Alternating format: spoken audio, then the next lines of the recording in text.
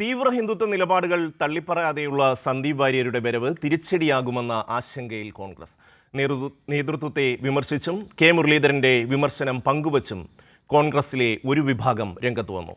അതേസമയം ഇന്ന് പാണക്കാട്ടെത്തിയ സന്ദീപ് വാര്യരെ ലീഗ് നേതാക്കൾ സ്വീകരിച്ചു. നൃപൻ ചേരുന്നു പാലക്കാട്ട് നിന്ന്. നൃപൻ, ഏതാണ്ട് ലോട്ടറി അടിച്ചു, ബമ്പർ അടിച്ചു എന്ന മട്ടിലൊക്കെയുള്ള വിശദീകരണങ്ങളാണിപ്പോൾ മാധ്യമങ്ങളിൽ കാണുന്നത്. സർജിക്കൽ സ്ട്രൈക്ക്, അങ്ങനെ പോകുന്നു വിശേഷണങ്ങൾ. നമ്മൾ 2 ദിവസം മുമ്പ് ഒരു മാധ്യമത്തിൽ കണ്ടത് കാവി ചുവപ്പാകുമോ എന്നൊക്കെ പറഞ്ഞുള്ള നെടുങ്കൻ ചർച്ചകളായിരുന്നു. ഇപ്പോൾ സന്ദീപ് വാര്യരെ ന്യായീകരിക്കാൻ മുന്നിൽ നിൽക്കുന്ന ആൾക്കാർ ഒരു കാര്യം വിശദീകരിക്കുമോ? അതായത് RSSനെ താൻ തള്ളിപ്പറഞ്ഞു, RSSന്റെ ഹിന്ദുത്വ ആശയങ്ങളെ താൻ തള്ളിപ്പറയുന്നു എന്ന് എവിടെങ്കിലും ഒരു വരി സന്ദീപ് വാര്യർ പറഞ്ഞതായി ഇവർക്ക് ചൂണ്ടിക്കാട്ടാൻ കഴിയുമോ നൃപൻ? തീർച്ചയായും ഷമി, തെരഞ്ഞെടുപ്പിന് ഇനി 3-4 നാളുകൾ മാത്രം അവശേഷിക്കെ സജീവമായി പാലക്കാട് മാത്രമല്ല കേരള രാഷ്ട്രീയത്തിൽ ചർച്ച ചെയ്യുന്ന ഒരു ചോദ്യം തന്നെയാണ് ഇപ്പോൾ ഷമി ചോദിച്ചത്. തെരഞ്ഞെടുപ്പ് രാഷ്ട്രീയത്തിൽ ഗുണം ചെയ്യും എന്ന് കരുതിയാണ് VD സതീശൻ, ഷാഫി പറമ്പിൽ കോക്കസ് ഇത്തരം ഒരു നീക്കം നടത്തിയത്. പക്ഷേ അപ്രതീക്ഷിതമായ നീക്കത്തിൽ വല്ലാത്ത പ്രതിസന്ധി കോൺഗ്രസ് നേരിടുന്നുണ്ട്. കാരണം മുതിർന്ന നേതാക്കൾ ഒക്കെ ഇക്കാര്യത്തിൽ അതൃപ്തരാണ്. കഴിഞ്ഞ ദിവസം തന്നെ നമ്മൾ കെ മുരളീധരന്റെ വാക്കുകൾ, ഇക്കാര്യത്തിലുള്ള പരിഹാസം നമ്മൾ റിപ്പോർട്ട് ചെയ്തതാണ്, പങ്കുവച്ചതാണ്. അത് മാത്രമല്ല, മുതിർന്ന നേതാക്കൾ എന്ന് പറയുമ്പോൾ AICC വർക്കിംഗ് കമ്മിറ്റി അംഗമായിട്ടുള്ള രമേശ് ചെന്നിത്തല, മുൻ KPCC പ്രസിഡന്റുമാരായിട്ടുള്ള VM സുധീരൻ, മുല്ലപ്പള്ളി രാമചന്ദ്രൻ, UDFന്റെ കൺവീനർ ഇമാം ഹസൻ, ഇവരൊന്നും ഇതുവരെ ഇക്കാര്യത്തിൽ വ്യക്തമായ പ്രതികരണം തരാത്തത് ഇക്കാര്യത്തിലുള്ള കൂടിയാലോചനകളിലോ ചർച്ചകളിലോ ഒന്നും ഇവർ പങ്കാളികളായിരുന്നില്ല എന്നതാണ്. KPCC അധ്യക്ഷൻ K സുധാകരൻ പോലും സന്ദീപ് വാര്യർ എത്തുന്നതിന്റെ തലേദിവസം രാത്രിയാണ് അദ്ദേഹവുമായി ഈ കാര്യങ്ങൾ പങ്കുവച്ചത് എന്നാണ് നമുക്ക് അറിയാൻ കഴിയുന്ന സൂചന. VD സതീശൻ നേരിട്ടാണ് സന്ദീപ് വാര്യറുമായി പലതരത്തിലുള്ള ചർച്ചകൾ നടത്തിയത്. ചർച്ചകളിൽ സന്ദീപ് വാര്യർക്ക് മറ്റ് ചില ഡിമാൻഡുകൾ മുന്നോട്ട് വച്ചിരുന്നു. ആ ഡിമാൻഡുകൾ അംഗീകരിച്ചു. ആ ഡിമാൻഡുകൾ എന്താണെന്ന കാര്യം ഇരു നേതാക്കൾ വ്യക്തമാക്കിയിട്ടില്ല. ഇതൊന്നും പാർട്ടിക്കകത്ത് ചർച്ച ചെയ്യാതെയാണ് സന്ദീപ് വാര്യരെ പാർട്ടിയിലേക്ക് കൊണ്ടുവന്നതെന്നാണ് ആഭ്യന്തരമായ ഒരു വിഷയം. ഒപ്പമാണ് പുറത്ത്, പ്രത്യേകിച്ച് പാലക്കാട് പോലത്തെ ഒരു മണ്ഡലത്തിൽ ഒരു ദിവസം കാവി മാറി കോൺഗ്രസിന്റെ ത്രിവർണം ഷാൾ അണിയുമ്പോൾ പെട്ടെന്ന് മാറുന്നതല്ല സന്ദീപ് വാര്യരെ പോലെ ഒരു നേതാവ്. RSS BJP നേതാക്കളെ കടന്ന് കടുത്ത വർഗീയ വിഷം ചീറ്റുന്ന പ്രത്യേക മതവിഭാഗത്തെ കൂട്ടമായി കശാപ്പ് ചെയ്യണം എന്നതടക്കം സോഷ്യൽ മീഡിയയിൽ പങ്കുവച്ച വലിയ തരത്തിലുള്ള വിവാദമായ പ്രസംഗങ്ങൾ നടത്തിയ ഒരാളെ, സംഘപരിവാർ രാഷ്ട്രീയത്തെ പ്രത്യേകിച്ച് RSSനെ തള്ളിപ്പറയാത്ത ഒരാളെ എങ്ങനെയാണ് ഇത്ര പെട്ടെന്ന് UDFനും കോൺഗ്രസിനും പുൽകാനാകുക? അതാണ് വലിയ തരത്തിൽ പ്രതിസന്ധി ആയിട്ടുള്ളത്. കാരണം സന്ദീപ് വാര്യരുടെ സംബന്ധിച്ചിട്ടുള്ള പാലക്കാട് ജനങ്ങൾക്ക് വ്യക്തമായി, പ്രത്യേകിച്ച് കോൺഗ്രസ് പിന്തുണയ്ക്കുന്ന ഒരു പ്രബല വിഭാഗത്തിന് നല്ല ബോധ്യമുള്ളതാണ്. ആ തരത്തിൽ അവരുടെ ഭാഗത്ത് വലിയ തരത്തിലുള്ള മുറിവേൽക്കുന്ന സമീപനങ്ങളിലേക്ക് കാര്യങ്ങൾ പോയി. ഒന്ന്, നിർണായകമായ പാലക്കാട് തെരഞ്ഞെടുപ്പിൽ ഇങ്ങനെ ഒരു ചർച്ചയിലേക്ക് കാര്യങ്ങൾ വഴിതിരിച്ചു കൊണ്ടുപോയത് തെരഞ്ഞെടുപ്പിൽ UDFന് തിരിച്ചടിയാകും എന്നതാണ് UDFന്റെ മുതിർന്ന നേതാക്കൾ വ്യക്തിപരമായി നമ്മളോട് പങ്കുവയ്ക്കുന്നത്.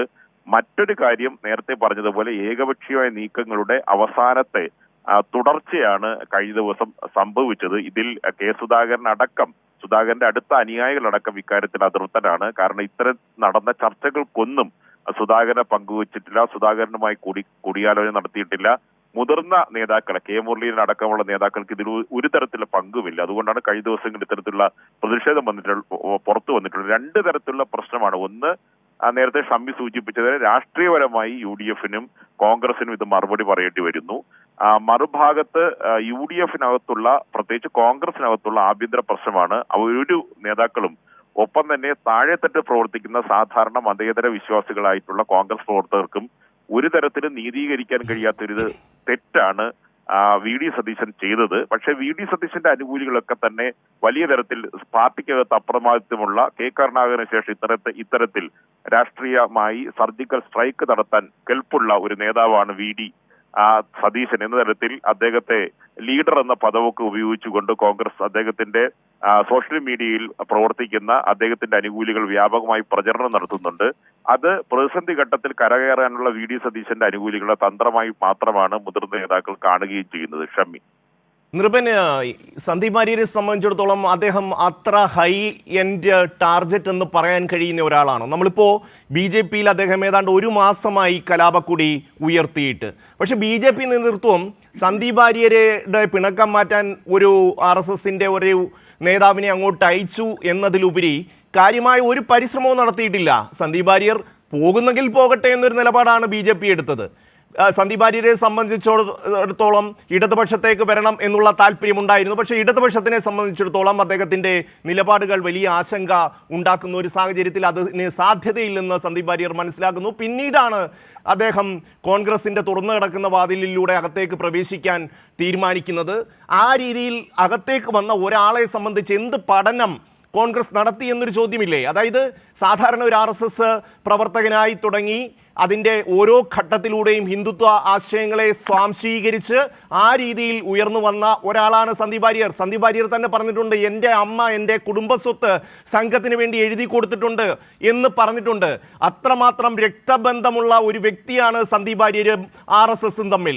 അങ്ങനെയുള്ള ഒരാൾ ഇപ്പോഴും ഈ നിമിഷം വരെയും RSSനെയോ ഹിന്ദുത്വ ആശയങ്ങളെയോ കളയുന്നു എന്ന് സന്ദീപ് വാര്യർ പറയുന്നില്ല.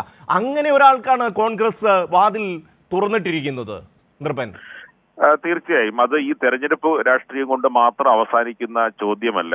കാരണം ഈ സന്ദീപ് വാര്യർ എന്ന് പറയുന്നത് BJP-യുടെ രാഷ്ട്രീയം മാത്രമല്ല, RSSന്റെ സംഘപരിവാർ രാഷ്ട്രീയം വളരെ സെൻസിറ്റീവായി ഏറ്റവും പ്രകോപനപരമായി രാഷ്ട്രീയ പൊതുമണ്ഡലത്തിൽ തുടർച്ചയായി ഉപയോഗിക്കുന്ന ആളാണ്.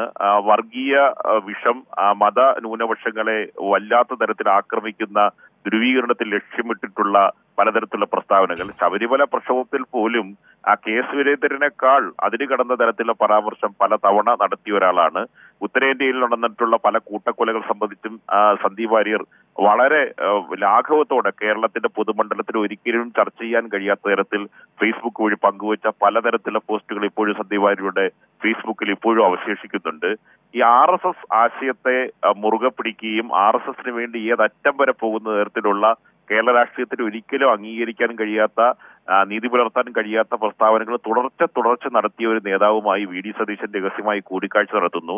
എന്തുകൊണ്ട് ഇടതുപക്ഷം സന്ദീപ് വാര്യർ അംഗീകരിച്ചില്ല എന്ന ചോദ്യത്തിന് മറുപടി കൂടിയാണ് നേരത്തെ ഷമ്മി ചോദിച്ചത്. കഴിഞ്ഞ ദിവസങ്ങളിൽ MP രാജേഷും CPM-ന്റെ സംസ്ഥാന സെക്രട്ടറി ഒക്കെ പറഞ്ഞത് അതാണ്. അതൊരു രാഷ്ട്രീയ നിലപാട് കൂടിയാണ്. എന്തുകൊണ്ട് ആ നിന്നിരുന്ന രാഷ്ട്രീയത്തെ തള്ളിപ്പറഞ്ഞുകൊണ്ട് ഒരു നിലപാട് സ്വീകരിച്ചാൽ മാത്രമേ സന്ദീപ് വാര്യരെ ഇടതുപക്ഷത്തേക്ക് പ്രവേശിപ്പിക്കാൻ പോലും കഴിയുള്ളൂ.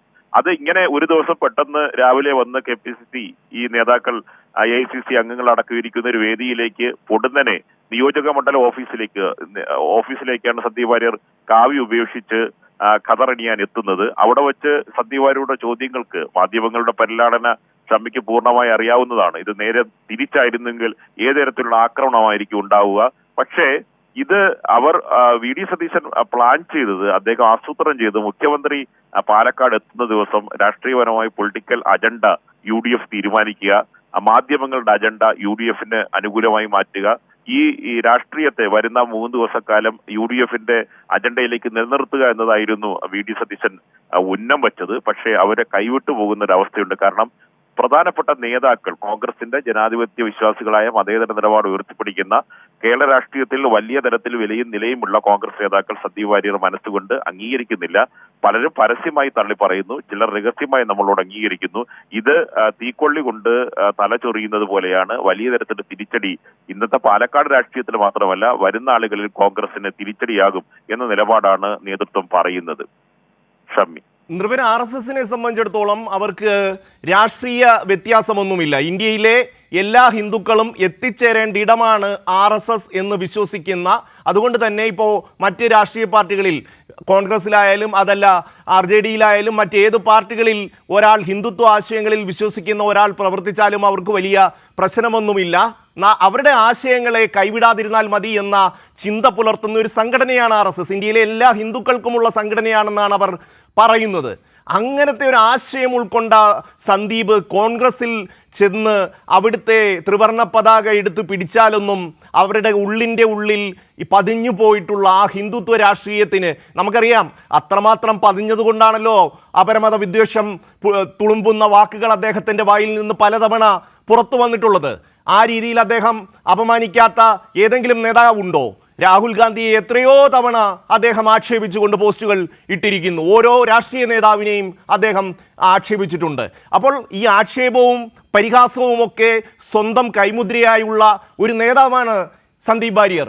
അങ്ങനെ ഒരാളെ ഏത് ഘട്ടത്തിൽ ഏതർത്ഥത്തിൽ ഉൾക്കൊള്ളാൻ കോൺഗ്രസിന് കഴിയും എന്ന ചോദ്യം ഇനിയും നമുക്ക് അവസാനിപ്പിക്കാൻ കഴിയില്ല. നൃപൻ, തീർച്ചയായും ഷമ്മി, ഇന്ത്യയിൽ നമുക്ക് പൂർണ്ണമായി ഏറ്റവും പ്രധാനപ്പെട്ട ഒരു കാര്യം എന്ന് പറയുന്നത്, ഇന്ത്യയിലെ ഏറ്റവും പ്രധാനപ്പെട്ട ജനാധിപത്യ മതേതര പ്രസ്ഥാനം എന്ന് പറയുന്നത് ഇന്ത്യൻ നാഷണൽ കോൺഗ്രസ് തന്നെയാണ്. അതിൽ ഒരു കോൺഗ്രസിനെ സംബന്ധിച്ചിടത്തോളം രാഹുൽ ഗാന്ധിയെ വ്യക്തിപരമായി പലതരത്തിൽ കേരളത്തിൽ ആക്രമണം നടത്തിയ RSSന്റെ പ്രധാനപ്പെട്ട ഒരു നേതാവ് കൂടിയാണ് സന്ദീപ് വാര്യർ. അദ്ദേഹത്തെ ഇങ്ങനെ ഒരു ദിവസം കൊണ്ട് പുൽകാൻ കഴിയുമോ എന്നൊരു പ്രധാനപ്പെട്ട ചോദ്യം. മറ്റൊന്ന്, നമ്മൾ വ്യക്തിപരമായ ഈ പറഞ്ഞ രാഷ്ട്രീയത്തിലെ പ്രത്യേകിച്ച് മതപരമായി ഡിവൈഡ് ചെയ്ത് പൊളിറ്റിക്സിനെ കാണുന്നതിനേക്കാൾ ഏറ്റവും പ്രധാനപ്പെട്ട മതേതര വിശ്വാസികൾ, കേരളത്തിലെ പൊതുമണ്ഡലത്തിലെ മതേതര വിശ്വാസികൾക്ക് സന്ദീപ് വാര്യരെ പോലെ ഒരു RSS നേതാവിനെ ഇങ്ങനെ കൈകൊടുത്ത് കോൺഗ്രസിലേക്ക് കയറ്റിയതിനെ അംഗീകരിക്കാൻ കഴിയുമോ എന്നതാണ്.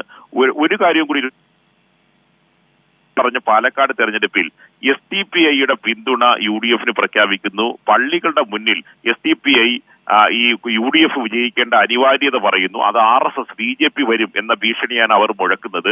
അതേ RSSന്റെ നേതാവിനെ മറുഭാഗത്ത് ചേർത്ത് പിടിക്കാനും UDF തയ്യാറാകുന്നു. അങ്ങനെ ഏത് തരത്തിൽ വേണമെങ്കിലും മലീമസമായി രാഷ്ട്രീയത്തിൽ താൽക്കാലിക ലാഭം കൊയ്യുക എന്ന തരത്തിലേക്ക് VD സതീശൻ ഈ പാലക്കാട് തെരഞ്ഞെടുപ്പിന് ഉദാഹരിക്കുകയാണെങ്കിൽ ചെന്നുപെട്ടിരിക്കുന്നു എന്നതാണ്. അതുകൊണ്ട് മതേതര വിശ്വാസികൾ ഇത് സ്വാഭാവികമായും പാലക്കാട് ചർച്ച ചെയ്യുന്നുണ്ട്. അവർ ഈ കാര്യങ്ങളിൽ വിലയിരുത്തൽ നടത്തും. ആ ഒരു ഭയം UDFന്റെ പ്രധാനപ്പെട്ട നേതാക്കളെ എല്ലാം അലട്ടുന്നുണ്ട്. അതിന്റെ ഷോ ഓഫാണ് ഈ ദിവസങ്ങളെല്ലാം നടക്കുന്നത്. കാര്യം ഇപ്പോ ഈ ലീഗിന്റെ നേതാക്കളെ പാണക്കാട് പോയി ലീഗിന്റെ നേതൃത്വത്തെ കാണുന്നതും ഈ പറഞ്ഞ മതേതര വിശ്വാസികളിൽ ന്യൂനപക്ഷങ്ങളിൽ ഉണ്ടായിട്ടുള്ള ഇത്തരത്തിലുള്ള ആശങ്ക മാറ്റാനുള്ള ഷോ ആണ് ഇന്ന് രാവിലെ നടന്നത്.